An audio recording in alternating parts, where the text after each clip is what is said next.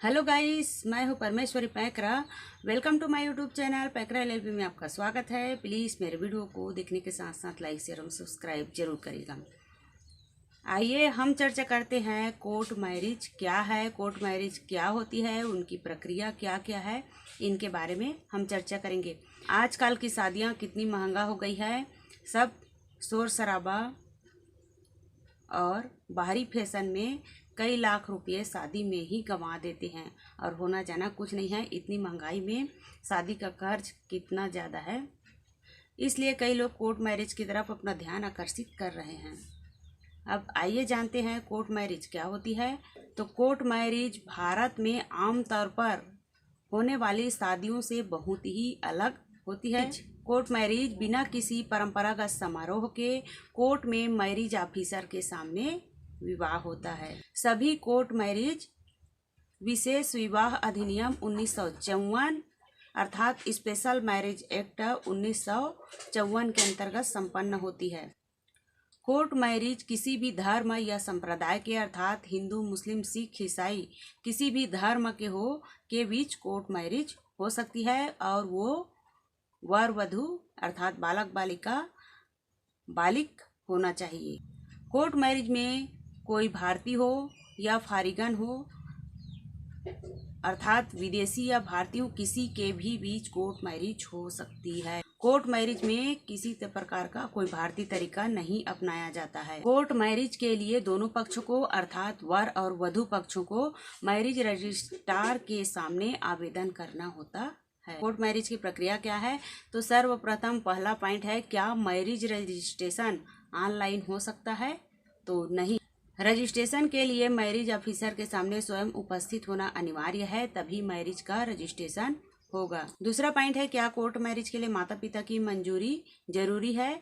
तो जी नहीं। इसके लिए बशर्ते वर और वधू को क्या होना चाहिए? बालिक होना चाहिए और दोनों पक्ष वर और वधू पक्ष कोर्ट मैरिज के लिए निर्धारित नियमों का पालन किया गया हो।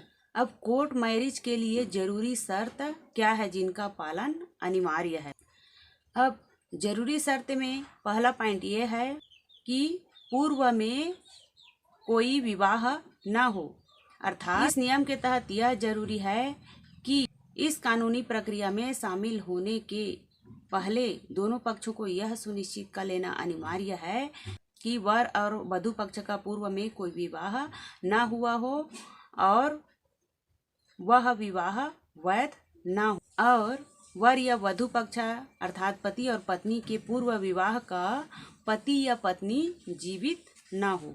दूसरा पॉइंट है, लीगली रेडी अर्थात आपसी रिश्तेदारी में शादी नहीं हो सकती है, यानी बुआ बहन आदि के साथ विवाह नहीं हो सकती है। यह नियम केवल हिंदू कम्युनिटी पर लागू है, अर्थात मैरिज के वक्त दोनों पक्ष वर और वधू पक्ष दोनों ही वैध सहमति देने के लिए लीगली रेडी देने के लिए सक्षम होने चाहिए, अर्थात मैरिज की प्रक्रिया में स्वेच्छा से शामिल होना चाहिए। अगला पॉइंट है, उम्र। कानूनी विवाह या कोर्ट मैरिज के लिए दोनों की आयु अर्थात वर पक्ष की 21 वर्ष अर्थात लड़का की 21 वर्ष और लड़की की 18 वर्ष से अधिक उम्र होनी चाहिए, अर्थात दोनों पक्षों का वर और वधू पक्ष का संतान की उत्पत्ति के लिए शारीरिक रूप से योग्य होना जरूरी है।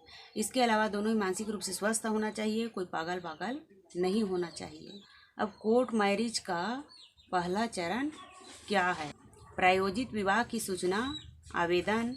कोर्ट में विवाह करने के लिए सर्वप्रथम विवाह अधिकारी यानी मैरिज ऑफिसर को सूचना देना होगा। अब सूचना किसके द्वारा दी जानी चाहिए? तो विवाह में शामिल होने वाले वर वधू पक्षों द्वारा लिखित में सूचना दी जानी चाहिए। सूचना किसे दी जानी चाहिए और इसका तरीका क्या है? कोर्ट मैरिज की सूचना विवाह अधिकारी यानी मैरिज ऑफिसर को दी जानी चाहिए। इसके अलावा एक जरूरी नियम यह है कि विवाह के इच्छुक दोनों में से एक सूचना की तारीख से 1 महीने पहले उस शहर में निवास किया गया हो। मान लिया जाए महिला और पुरुष छत्तीसगढ़ के निवासी हैं और दिल्ली में विवाह करना चाहते हैं, तो उनमें से किसी एक को सूचना के तारीख से 30 दिन पहले दिल्ली में जाकर रहना अनिवार्य होगा। सूचना के स्वरूप के तहत आयु और निवास स्थान के साथ रेजिडेंस के प्रमाणिक दस्तावेज भी साथ में देने होंगे। कोर्ट मैरिज प्रक्रिया की दूसरा चरण क्या है? सूचना कौन और कहां प्रकाशित होती है? जिले के विवाह अधिकारी अर्थात मैरिज ऑफिसर जिनके सामने सूचना जारी की गई थी, वो ही सूचना का प्रकाशन करते हैं। सूचना की एक प्रति कार्यालय में एक विशिष्ट स्थान पर तथा एक प्रति उस जिला कार्यालय में जिसमें विवाह पक्ष स्थायी रूप से निवासी हैं प्रकाशित कर दी जाती है। अब कोर्ट मैरिज प्रक्रिया का तीसरा चरण है, विवाह में कौन आपत्ति कर सकता है? कोई भी व्यक्ति आपत्ति दर्ज करा सकता है। जिसका लड़का या लड़की हो या दूर के रिश्तेदार हो आपत्ति दर्ज करा सकते हैं। यदि दी गई आपत्तियों का कोई आधार होता है तभी उन पर जांच पड़ताल की जाती है, अन्यथा नहीं। कहाँ की जाती है आपत्ति? तो संबंधित जिले के मैरिज ऑफिसर के सामने आपत्ति की जाती है। आपत्ति होने पर उसके क्या परिणाम होते हैं? तो आपत्ति किए जाने के 30 दिन के अंदर मैरिज ऑफिसर को जांच पड़ताल करना अनिवार्य है। यदि की गई आपत्तियों को सही पाया जाता है तो मैरिज संपन्न नहीं हो पाता है, अर्थात विवाह नहीं हो पाता है।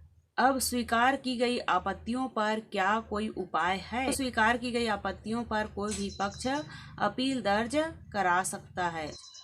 अपील हम किसके पास और कब दर्ज करा सकते हैं? अपील आपके स्थानीय जिला न्यायालय में मैरिज ऑफिसर विवाह अधिकारी के अधिकार क्षेत्र में ही अपील दर्ज करा सकते हैं और यह आपत्ति के स्वीकार होने के 30 दिन के भीतर ही दर्ज करा सकते हैं। अब कोर्ट मैरिज प्रक्रिया का चौथा चरण। अब बात आती है कि घोंफड़ा पर हस्ताक्षर कौन करता है? अब विवाह अधिकारी अर्थात मैरिज ऑफिसर की उपस्थिति में वर पक्ष और वधु पक्ष और 3 गवाह घोंफड़ा पत्र पर हस्ताक्षर करते हैं, जिसमें विवाह अधिकारी मैरिज ऑफिसर के भी हस्ताक्षर होते हैं। इस घोंफड़ा का लेख और प्रारूप क्या है? तो इस घोंफड़ा का लेख और प्रारूप अनुसूची में प्रदान किया गया है। अब कोर्ट मैरिज का 5वां चरण क्या है? विवाह का स्थान यानी विवाह अधिकारी का कार्यालय, मैरिज ऑफिसर का कार्यालय या उचित दूरी के अंदर कोई भी स्थान विवाह का स्थान हो सकता है। विवाह का फॉर्म विवाह अधिकारी की उपस्थिति में वर और वधु पक्ष का फॉर्म स्वीकार किया जाता है। अब कोर्ट मैरिज प्रक्रिया का 6वां चरण क्या है? विवाह का प्रमाण पत्र मैरिज ऑफिसर मैरिज सर्टिफिकेट पत्र पुस्तिका में एक प्रमाण पत्र दर्ज करता है, यानी दोनों पक्षों वर और वधु पक्ष और 3 गवाहों द्वारा हस्ताक्षर किए जाते हैं। तो ऐसा सर्टिफिकेट कोर्ट मैरिज का निर्णायक प्रमाण है। कोर्ट में शादी कैसे होती है?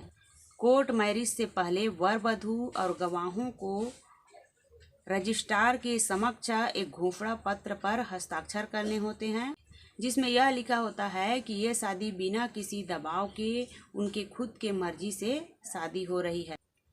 क्या कोर्ट मैरिज करने पर पैसे मिलते हैं? इस प्रक्रिया के तहत कोई दलित से अंतरजातीय विवाह करता है तो उस नव दंपति को सरकार 2.5 लाख रुपये देती है, परंतु नव दंपति में से कोई एक पक्ष दलित होना अनिवार्य है, जबकि दूसरा पक्ष दलित समुदाय से बाहर का हो।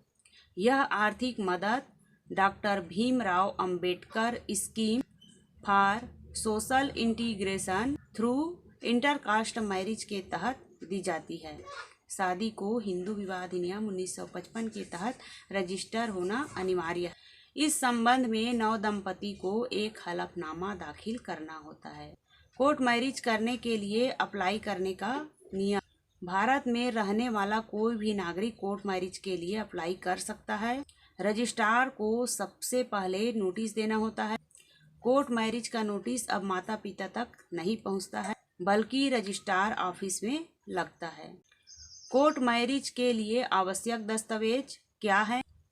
कंप्लीट आवेदन पत्र और अनिवार्य शुल्क, दूल्हा दुल्हन के 4 पासपोर्ट साइज फोटो, फोटोग्राफ पहचान प्रमाण पत्र जिसमें आधार कार्ड या ड्राइविंग लाइसेंस की कॉपी। कोर्ट मैरिज के लिए हर राज्य की फीस अलग अलग होती है, जिसमें 500 से 1000 रुपये तक होती है। 10वीं और 12वीं की प्रमाण पत्र या जन्म प्रमाण पत्र अनिवार्य है, जिससे ये साबित होता है कि दूल्हा और दुल्हन कोई अवैध रिश्ते में नहीं है। गवाहों की फोटो और पैन कार्ड अनिवार्य है। अगर वर या वधू पक्ष तलाकशुदा हैं तो तलाक के पेपर, या फिर पूर्व पति पत्नी मृत हैं तो मृत्यु प्रमाण पत्र अनिवार्य है।